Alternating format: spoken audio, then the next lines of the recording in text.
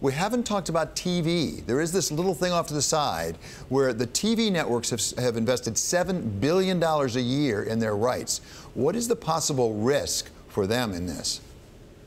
Well, I think there's a big risk here. We'll find out what the ratings were for the weekend's games a little bit later today, so we'll see how the ratings come out. But generally speaking, the networks and the NFL like to separate their product from anything controversial, including pop politics. The simple, business model here is the networks want the biggest possible audience they can for their NFL programming because that allows them to sell lots of advertising and make money off the huge rights fees that you mentioned, over $7 billion.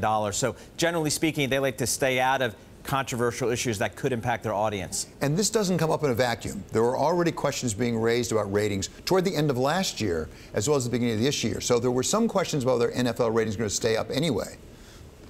Yeah, that's right. I mean, the ratings for the NFL have been soft over the last several years, and I think that's the primary driver there is simply because, like all programming across broadcast and cable television, they're facing increased competition from the internet, from the YouTubes of the world, from the Netflix of the world. So audience for all programming, including live sports, has been under pressure. So if you're at the NFL, that has been a challenge. And I think the Colin Kaepernick issue last year also may have impacted some of the NFL ratings. So again, this is probably something that the NFL does not want. This is something probably that the broadcasting partners do not want as well as they think about trying to monetize their huge rights fees with advertising. Well, and as a practical matter, if it does have an effect on ratings, as you say, we don't know yet, but we will soon enough. Who would be most vulnerable? I note that I broke down that $7 billion, $2 billion of it is ESPN from my old shop, the Walt Disney Company.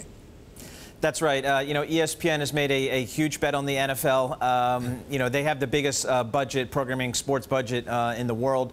So they're obviously most exposed there. But CBS as well has been a big partner of the NFL and has a big contract, as does 21st Century Fox. So all the networks are there, and NBC as well. So all the networks have exposure there.